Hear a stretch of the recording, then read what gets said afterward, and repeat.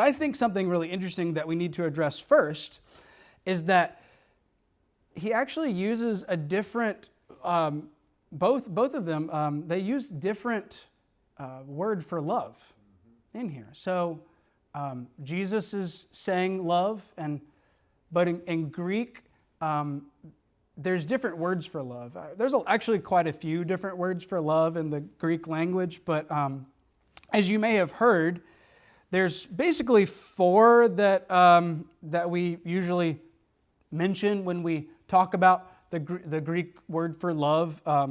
Just real quick, it's you may have heard these before: eros, storge, phileo, and agape.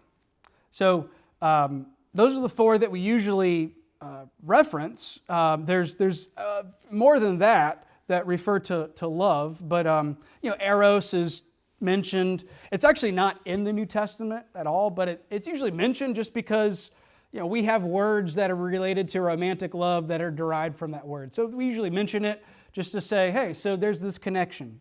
And then also we see that storge, which is not really a word that we're very familiar with at all, but it is actually used in the New Testament kind of in a few places. There's like a derivation of this word. It's used in Romans 1, it's used in 2 Timothy 3, and Romans 12. And that's referring to a natural affection. So when the Bible is referring to natural affections between family members, something like that, it'll use the word or some variation of the word storge. Now these 2 words are not used here, but those are some of the words that you'll hear referenced sometimes when we talk about love having different words in Greek. But the 2 words that are used here is probably you have heard of these before, is agape and phileo, which is basically like where we get Philadelphia from, So we'll go over those later, but agape and phileo. And Jesus uses both of these terms, but Peter actually uses one of these terms.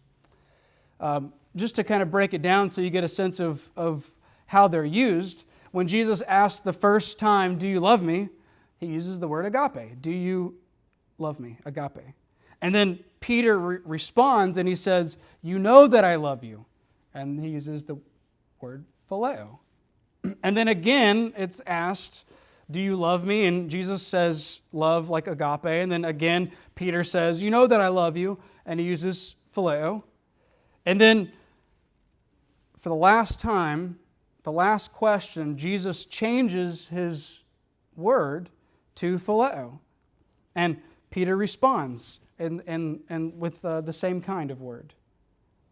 And so there's even more interplay here between just these questions that we see in English. There is a little bit more to it, and I think it does help us to look at the Greek words a little bit. I don't usually like to harp on the Greek words, but sometimes it's helpful.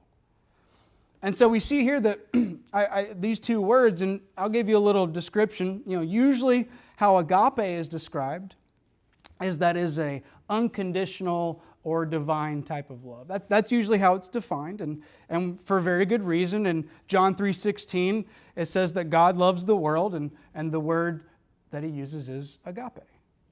And then in 1 John 4:8, it says that God is love, and it uses the word agape. And then in Romans 5:8, it says that Christ's love for us, while we were still sinners, he died for us, but that love word is agape. Very good reason that we have very high regard for the word agape. And it's often seen as a greater love than the phileo love. That's the way it's often seen, because the phileo love is the natural affection, like I said, where we get Philadelphia from, brotherly type of love. And so this is how I've seen this passage explained, just based off of those usual ways of explaining those words. And so the passage is usually explained. Jesus asked Peter if he loves him with the depth of agape, but then Peter replies that he loves him with only the depth of friendship. And then by the third question, Jesus uses Peter's own term and I guess, get down to where Peter is, and so that's kind of how it plays out. But I'll be honest, I'm not crazy about that interpretation. I'll tell you why. So what I don't think really makes sense to me in that interpretation, and if this is your interpretation, then but I'll be sharing my interpretation as best as I can explain this passage. But I don't see Peter rejecting Jesus' greater love for his lesser love. It doesn't make sense to me that Jesus would say, "Do you love me with a great love?" And then Peter goes, "No, I only love you like a friend." That doesn't make sense to me. I don't really understand it like that. It's not like Peter's friend zoning Jesus. I don't know. It doesn't really make sense to me like that. And so what we do know is that agape is not always used as the great divine love in the Bible. It's not always used that way. In fact, there is a place in Luke 11 where agape is used, and it is describing the Pharisees' love for themselves and their own recognition. So we understand there that it's definitely not divine love whatsoever. In fact, that's a very negative connotation right there. And also, and so I feel like maybe the better way to describe agape in general is that it's kind of the general word for love. And it's the general word for love because it's not associated with other conditions like romantic or natural or a family or whatever other condition. It's this kind of unconditioned general love. And I also would like to explain that the word phileo, the brotherly love word, I also don't believe that that's necessarily inferior. In John 5, it says that this, "For the Father loves the Son." And you know what word God uses there is phileo.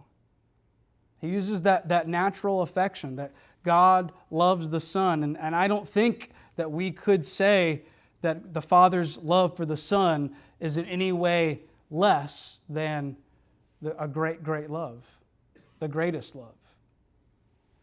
So I don't think it's completely fair to say that phileo is always inferior. In fact, in John 15, when the word agape is used, it says that there's no greater love than this. So it says agape, but then what does it describe? It describes than one who lays down their life for a friend. It describes friendship love, the ultimate friendship love. And that's what it says is the greatest love. So I don't think it's necessarily inferior. And in fact, in John 11, when Jesus' love for Lazarus is described by somebody else, it's described as that natural affection. It's described as phileo. And this will be important later. In Revelation 3:19, God says that as many as I love, I chasten. And the word that He uses for the people that He chastens to bring back to Himself, to empower, to do His will, those people, the way He loves us is a natural love, is a natural affection, is phileo love. And so I don't think that this word that Peter is using is a necessarily inferior word.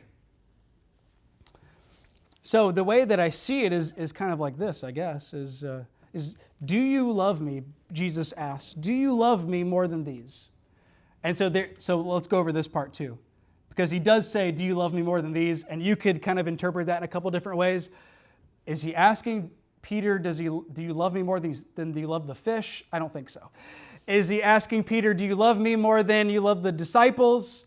Maybe. I think it's probably, do you love me more than these disciples love me? I think is probably what He's getting at. Because did those disciples deny Jesus?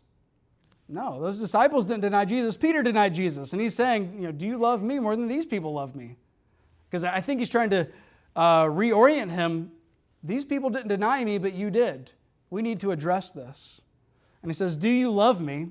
And so Peter, obviously ecstatic that he's seeing Jesus again, and he's run to Him and swam to Him. And Peter, do you love me greatly? I believe it makes sense to me, the context of the situation makes sense to me that Peter is saying that he loves him, and the greatest way that he can express his love for Jesus is basically, I love you because you are my friend. You are my friend and I love you so much. And I believe that Peter is trying to express his great love and as best he could in that moment. And of course, the next time Jesus asks again, do you love me? This time he doesn't bring in the comparison with the other people because he's already addressed that, but now he's just getting to, okay, but do you love me? He reiterates it. Do you love me strongly? And then Peter again says, you are my greatest friend. I love you. I think it's obvious that we believe that Peter believes that Jesus is his greatest friend. I don't think there's any question about that. So he says that he loves him. And then in the last time that he asked the question, it says, I think when he asked it, do you love me with brotherly love? I think that's Jesus asking, are you my friend? Peter is saying, I'm your friend, I love you. I'm your friend, I love you. And then Jesus is asking, are you my friend? And of course, Peter, devastated with grief, it says, basically says, you know that I love you. You know that we are friends. You know that I love you. That's the way that I read this, that I think it makes the most sense to me. Because Jesus also gives Peter commands and he says that, you need to care for my flock. And the point of this conversation, I think it has a couple points. Jesus is trying to reinstate Peter to be a great disciple for him. But I think he's trying to remind Peter, and this is what I think we should be reminded of at least. Back in John 15:14, Jesus said, you are my friends if you do what I command you. That's what Jesus told us. He said, who are Jesus' friends? Jesus, if you are Jesus' friend, you need to do what he has commanded. And I think that Jesus, as clearly stated in the next sentence that Jesus says, let me just read this because I think Jesus has big plans for Peter. He says, truly, truly, I say to you, when you were young, you used to dress yourself and walk wherever you wanted. But when you are old, you will stretch out your hands, and another will dress you and carry you where you do not want to go. This he said to show by what kind of death he was to glorify God. And after saying this, he said to him, follow me. I think it's very clear that Jesus had big plans for Peter. He needed Peter to be reinstated in his walk with Jesus. And he needed Peter to live like he was his friend and to be encouraged in that and to be challenged in that. I think that Peter is somebody that is a naturally bold leader. I mean, I think that Jesus needs all of his apostles to be his friends and live like his friends, and he had big plans for all the apostles, all the disciples here. But Peter is one of those guys that's just a naturally bold leader, and what he does affects other people. And we see that at the day of Pentecost. What's the sermon that we have today? It's Peter, and they all spoke. But Peter's the one that we have. And so we know what Peter said. Peter is somebody that is going to be very bold for Jesus. And Jesus is taking his time to sit with him and bring him back to be to reinstate Peter into his calling. We have 3 denials and we have 3 affirmations. And I think from this conversation that Jesus has with Peter, we see that that this situation, the denials have been fully acknowledged. There's a full airing. And then right now we see that with 3 affirmations, there's complete forgiveness. And we know that because he does give him the charge of giving him those commands to fulfill his calling. And we see that Jesus even says that Peter's going to fulfill his calling even to death. we know that this is something that was very important for Peter, and that he was completely forgiven and completely reinstated.